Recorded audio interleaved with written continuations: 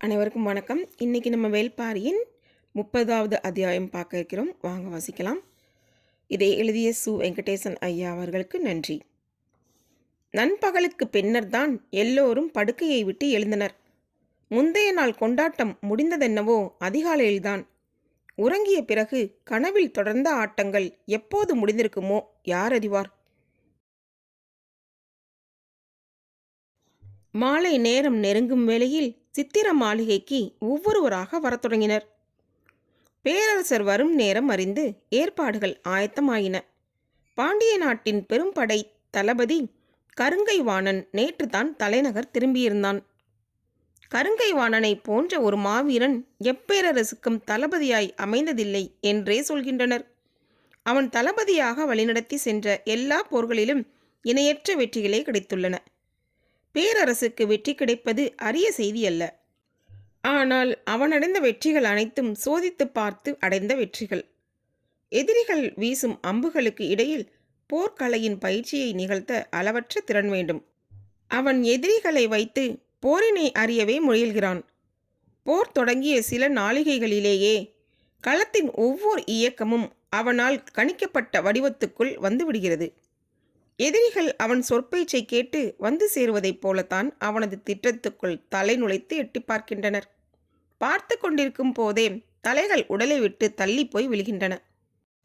நாடுகளை பிடிப்பதென்ற நிலையை கடந்து குறிப்பிட்ட மக்கள் குலங்களை தேடி தேடி வேட்டையாடுகின்றனர்.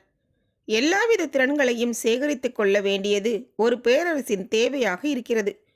இப்போது கூட குறிப்பிட்டதொரு குலத்தை வெற்றி கொண்டுதான் திரும்பியிருக்கிறான்.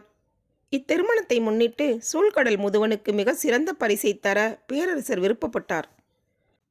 அதற்காகவே பெரும் தாக்குதல் நடத்தப்பட்டது. சில 100 பேரை பிடிக்க பல்லாயிரம் வீரர்கள் கொண்டு நடத்தப்பட்ட தாக்குதல். வழக்கமாக தாக்குதல் முடிந்து படைகள் பாசறைக்கு திரும்பினால் தலைநகர் முழுவதும் அவர்களின் வீர கதைகள்தான் பேசப்படும். ஆனால் இப்போது அதையெல்லாம் பேச யாரும் இல்லை. முந்தைய நாள் பெருவிருந்தில் யார் எங்கே கொடை சாய்ந்தனர் என்பதுதான் பேச்சாக இருக்கிறது. வந்திறங்கிய யவன அழகிகளை பற்றி பேசாதவர்கள் யாரும் இல்லை. ஒளிக்குன்றா பேரழகு என்று பார்த்தோர் சொல்கின்றனர். யவன தளபதிகளும் பாண்டிய நாட்டை பார்த்து வியந்து போயிருந்தனர். மேற்கூரை மூடப்பட்ட 100 அரங்கே அவர்களை பெருவியப்பில் ஆழ்த்தியதாக மொழிபெயர்ப்பாளர்கள் கூறினர். அவர்கள் நாட்டில் உள்ளதெல்லாம் மூடப்படாத திறந்தவெளி அரங்குகள்தானாம். பேச்சினூடே ஒவ்வொருவராக சித்திர மாளிகைக்கு வந்து சேர்ந்தனர். வணிகர் குல தலைவர்கள் 4 உள்ளே நுழைந்தபோது இளவரசனும் கருங்கை வாணனும் சாகலைவனும் அங்கே இருந்தனர். முசுகுந்தரும் வெள்ளிக்கொண்டாரும் உள் நுழைந்தனர். இன்னும் சற்று நேரத்தில் பேரரசரும் சூழ்கடல் முதுவனும் வந்து விடுவார்கள் என செய்தி சொன்னார்கள். பணியாளர்கள் பளிங்கு குவளைகளில் தேரலை ஊற்ற ஆயத்தமாயினர். நேற்றைய கொண்டாட்டத்தில் மேற்கூரையிலிருந்து தொங்கும் கயிற்றை பிடித்து கொண்டு அந்தரத்தில் ஒருத்தி ஆடினாலே, இப்போதும் என்னால் அதை நம்ப முடியவில்லை என்றான் சாகலைவன்.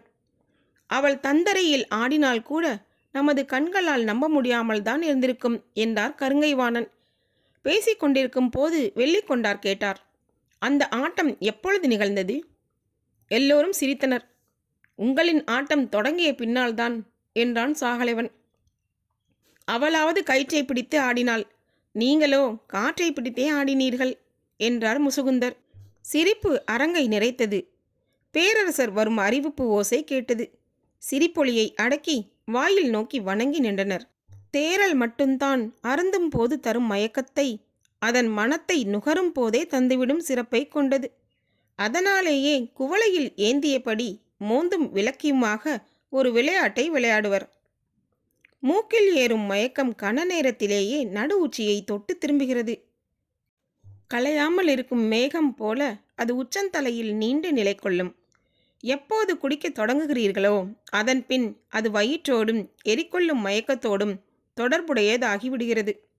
எனவே முதல் மிடரை அருந்தும் வரை மயங்கும் காலத்தை நீட்டித்து செல்பவன்தான் தேரலில் தேர்ந்தவனாகிறான். இங்கிருப்பவர்கள் எல்லோரும் தேர்ந்தவர்கள்தான். ஏந்திய குவளையை மூக்குகள் நுகர்ந்தபடி பேச்சுக்கள் மட்டுமே சுழன்று கொண்டிருந்தன. அரங்கின் ஆட்டம் பற்றி பேசுதல் மிதக்கும் மனநிலைக்கு மெருகேற்றியது. திரைச்சீலை விலக மறுத்த கணத்தில் பணியாளன் ஒருவன் ஓடிப்போய் அதனை சரி செய்தான். அது தற்செயலான நிகழ்வு என்று எல்லோரும் நினைத்தனர். ஆனால் அரங்கினரின் கவனம் முழுவதையும் திரைசீலையில் நிறுத்தி தனது சீலையை மாற்றி சுழன்று உள்நுழைந்தாளே அவள். அந்த கணம்தான் நேற்றைய ஆட்டத்தின் உச்சம் என்றார் முசுகுந்தர். தேரலை அருந்தியபடி புதிய விற்பனின் வாய் முணுமுணுத்தது. உச்சத்தை அறிந்தவன் நான் மட்டுமே. எல்லோரும் ஆடல் அரங்கையே பேசிக்கொண்டிருக்க சூழ்கடல் முதுவன் அமைதியாக கேட்டுக்கொண்டிருந்தார். அவரை பார்த்து பேரரசர் கேட்டார், நீங்கள் பேரரங்கில் கலந்து கொள்ளவில்லையா? இல்லை அரசே, நான் திசைவேலரை காண போயிருந்தேன். மிக பயனுள்ள பொழுதாக அது அமைந்தது. நீங்கள் அடைந்த பயனை எங்களோடு பகிர்ந்து கொள்ளலாமா? யவனர்களுக்கும் நமக்குமான வானியல் வேறுபாட்டை பற்றி பொருத்தமானவரிடம் உரையாட வேண்டும் என நீண்ட நாள் நினைத்திருந்தேன். அது நேற்றுதான் நிறைவேறியது. திசைவேலர் வானியலின் பேராசன், நீங்களோ கடல் வணிகத்தின் பெருமுதுவன். இருவரும் உரையாடினால் எவ்வளவு அறிவார்ந்த உரையாடலாக அது இருந்திருக்கும். எனக்கு கேட்க வாய்ப்பின்றி போய்விட்டதே. பேரரசின் இச்சொல் சுழ்கடல் முதுவனை நாணச் செய்தது. யவனர்கள் பெரும் பேரரசை ஆண்டு கொண்டிருப்பவர்கள். நம்மை அவர்களோடு ஒப்பிட முடியாது. ஆனாலும் இருவருக்கும் நிறைய ஒற்றுமைகள் உண்டு. அப்படித்தானே முதுவரே என்று கேட்டார் முசுகுந்தர். ஆம் என்றார் முதுவன். கொள்வதற்கு விலையில்லா செல்வம் அவர்களிடம் உண்டு. கொடுக்கவோ ஒப்பிட முடியா வளம் நம்மிடம் உண்டு. இப்பெரும் வணிகம் நடக்கும் கடலை நாம் நேமி என்கிறோம். அவர்களும் இதை போன்றே சொல்கின்றனர். நாம் வட்டத்தை திகிரி என்கிறோம். அவர்களோ டிகிரி என்கின்றனர். காலத்தின் அளவீடுகளை நாம் ஓரை என்கிறோம். அவர்களோ ஹோவர் என்கின்றனர். வெம்மையை குளுமையாக்கும் அதிசய மரமாக நமக்கு வேம்பு இருக்கிறது. அவர்களுக்கோ ஆலிவ். இரண்டின் நிலையிலும் இருப்பது ஒரே கசப்பு. இரண்டின் நிழலிலும் இருப்பது ஒரே குளுமை. நூற்றாண்டுக்கும் மேற்பட்ட வணிகத்தால் எவ்வளவோ கொடுக்கல் வாங்கல் நடந்திருக்கிறது. இவ்வணிகம் அவர்களின் தேவையில் இருந்துதான் தொடங்கி வளர்ந்தது. அதற்கான மாற்று ஈடாகத்தான் நாம் பலவற்றை பெற்றுக்கொள்கிறோம். அந்த தொடக்க கட்டத்திலிருந்து நாம் வெகு தூரம் முன்னோக்கி வந்துவிட்டோம். இப்போதைய நிலையில் கடல் வணிகத்தில் நமது கை ஓங்க வழி என்ன என கேட்டார் முசுகுந்தர். கற்பனைக்கான மயக்கத்துக்கு இப்போது தேரலோ நேற்றைய ஆட்டத்தின் நினைவோ தேவைப்படவில்லை. வணிகத்தின் பெருங்கனவே போதுமானதாக இருந்தது. கனவென்பது உண்மையின் மீது அகலாத திரையைப் போல படிந்தே கிடக்க வேண்டும். காதலுக்குத்தான் அத்தகைய கனவை உருவாக்கும் வல்லமை உண்டு. அதனாலேயே கைகூடாத காதலுக்கு பெரும் தண்டனையை கனவுகளே அளிக்கின்றன என்றாள் பொற்சுவை. வைகையின் கரையோரம் பூவிலி மன்றத்தில் இருந்து ஓடும் நதியை பார்த்து கொண்டே பொற்சுவை கூறியது சுகமதிக்கு அதிர்ச்சியை தந்தது. சக்கரவாக பறவை கடலின் குறியீடாக மட்டுமல்ல, காதலின் குறியீடாகவும் இருக்கிறது. எனவே அவ்விடம் விட்டு வெளியில் வருதல் நலம் என தோன்றியதால் வைகை கரைக்கு அழைத்து வந்தாள் சுகமதி. நதி கனவோடும் காதலோடும் கலந்த ஒன்றல்லவா? அதுவும் வைகை.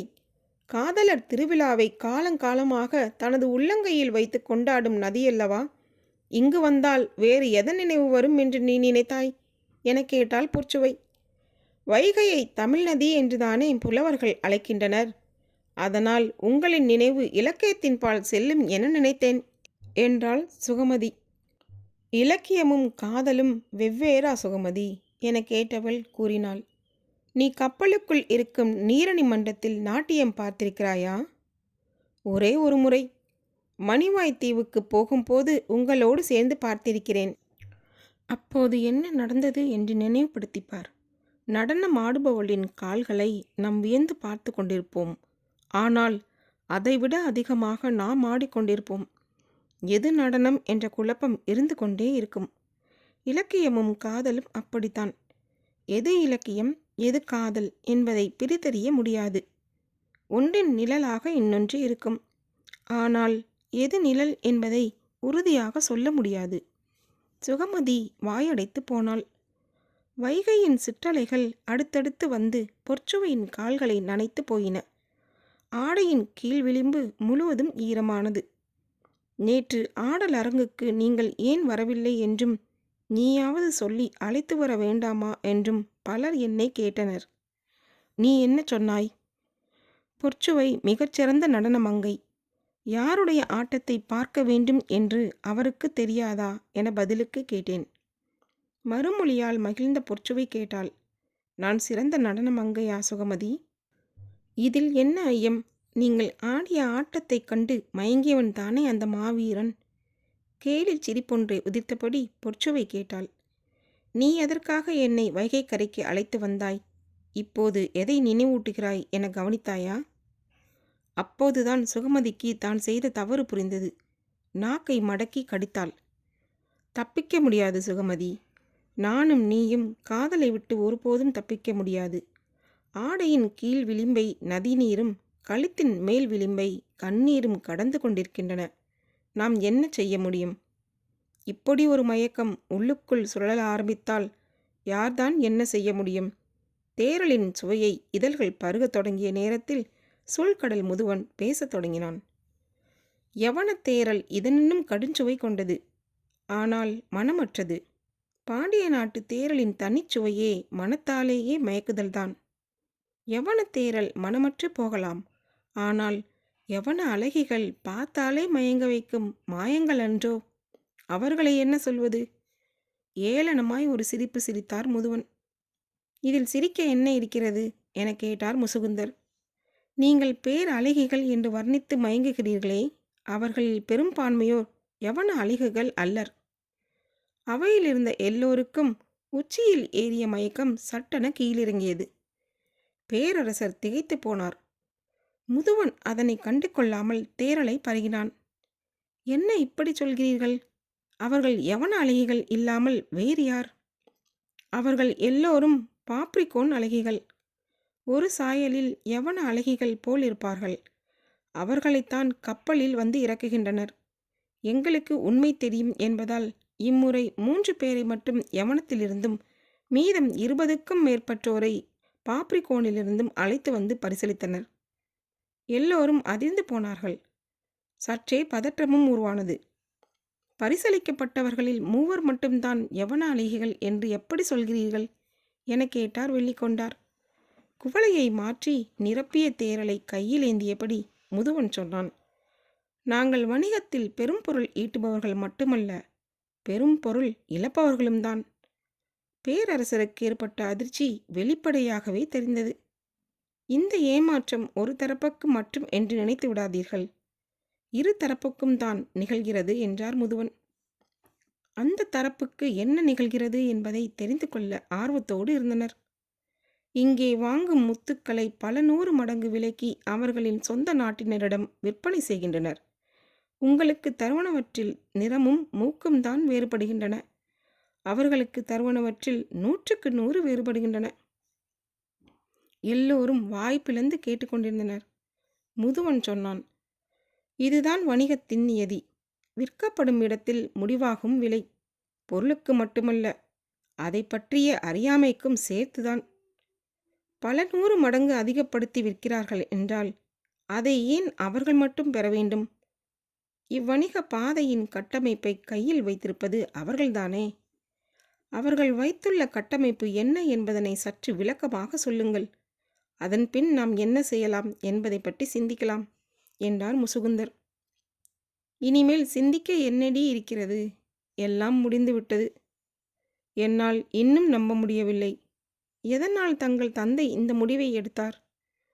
பாண்டிய நாட்டு முத்துக்கள் 100 மடங்கு அதிக விலைக்கு யவனத்தில் விற்பனையாவதை அறிந்துதான். அதற்காகவா எடுத்திருப்பார்? வேறு எதற்காக எடுத்தார்? மிளகின் விலை இதைவிட அதிகமாக இருந்திருக்குமே. ஆனால் இத்தனை கப்பல்களும் முசிறியில்தானே நங்கூரம் பாய்ச்சிருக்கும். இந்நேரம் நாம் இருவரும் பேரியாற்றின் கரையில் பேசிக்கொண்டிருந்திருப்போம். சுகமதி திகைத்தபடி நிற்க பொற்சுவை தொடர்ந்தாள். யவனர்கள் எண்ணற்ற அழகிகளை கொண்டு வந்துள்ளதாக கூறினாயே, அதற்கு என்ன காரணமோ அதே காரணம்தான் என் தந்தை என்னை கொண்டு வந்துள்ளதற்கும். சுகமதி உறைந்து நின்றாள். வைகையை பார்த்தபடியே பேசிக்கொண்டிருந்தாள் பொற்சுவை. ஓடும் நீருக்குள் உறங்கும் நதி என்று மனதுக்குள் ஒரு வரி தோன்றியது. அதுதான் பெண் எனவும் தோன்றியது. சுகமதி அமைதியாக கேட்டுக்கொண்டிருந்தாள். பொற்சுவை சுகமதியை பார்த்து கேட்டாள், என்ன சுகமதி, பேச்சற்று போனாய்? இல்லை, ஒன்றுமில்லை என சொல்லி தனது உணர்வை மறைக்க பார்த்தாள். நீயும் நானும் மட்டுமல்ல, இப்பூவிலி மன்றத்தில் வந்து நின்ற எல்லா பெண்களின் கண்களும் இப்படி கலங்கிதான் இருந்திருக்கின்றன. அதை வைகை அறியும். நேற்று மணமுடி கொடுத்து வெற்றிலை மாற்றும் அரங்கில் என்னவெல்லாம் இருந்தன என்பதை நீ கவனித்தாயா? எல்லாவற்றையும் சுகமதி பார்த்து கொண்டுதான் இருந்தாள். ஆனால் பொற்றுவை எதை கேட்கிறாள் என தெரியவில்லை. அரங்கில் அலங்கரித்து வைக்கப்பட்டிருந்த தட்டுக்கள் முழுவதிலும் பூக்களும் கனிகளும் மட்டுமே வைக்கப்பட்டிருந்தன. வேர்களும் தண்டுகளும் வைக்கப்படுவதில்லை. ஏன் தெரியுமா? கேள்விக்கு பிறகுதான் சுகமதி சிந்திக்கத் தொடங்கினாள். அதற்கான காரணம் தெரியவில்லை. வேர்களும் தண்டுகளும் தம்மை பெருக்கிக் கொள்வன. பூக்களும் கனிகளும் தான் தம் இனத்தை பெருக்குவன. அலங்கரித்த தட்டில் வைத்து கனி மாற்றப்பட்டதன் காரணம்தான் நான் மாற்றப்படுவதும். ஓரளவு கல்வியறிவு கொண்டவள்தான் சுகமதி. வணிக குலத்திலிருந்து வந்தவள்தான் அவளும். அதனால்தான் பொற்றுவை பேசும் பொருளின் ஆழம் அவளுக்கு புரிந்தது. ஆனால் அதை எதிர்கொள்ளும் மன வலிமை அவளிடம் இல்லை. மன மாற்றத்துக்குத்தான் வைகை கரைக்கு போவோம் என்று சொல்லி அழைத்து வந்தாள். ஆனால் இங்கு நடப்பது தலைகீழாக இருந்தது. வைகை கரையை விட்டு விரைவில் அகலமாட்டோமா என்று தோன்றியது சுகமதிக்கு. அதுவும் தட்டில் என்னென்ன கனிகள் வைக்கப்பட்டிருந்தன என்று பார்த்தாயா? நினைத்து பார்த்து சுகமதி சொன்னாள். பலாவும் மாதுளையும் இருந்தன. இவை இரண்டும் தான் கனிகளா? எல்லோருக்கும் பிடித்த மாங்கனி ஏன் வைக்கப்படவில்லை? இவ்வளவு பெரிய பாண்டிய நாட்டில் ஒரு மாங்கனி கூடவா கிடைக்கவில்லை? சுகமதிக்கு காரணம் புலப்படவில்லை. பொற்றுவை சொன்னாள். பலாவும் மாதுளையும் பல வித்துக்களை கொண்ட கனிகள். மா ஒற்றை விதையை கொண்ட கனி. சொல்ல வருவதன் பொருள் புரிந்தபோது திகைத்து போனாள் சுகமதி. சடங்குகளுக்கு பின்னால் இருக்கும் காரணங்கள் நடுங்கச் செய்பவனாக இருந்தன. பொற்சுவை மேலும் சொன்னாள்.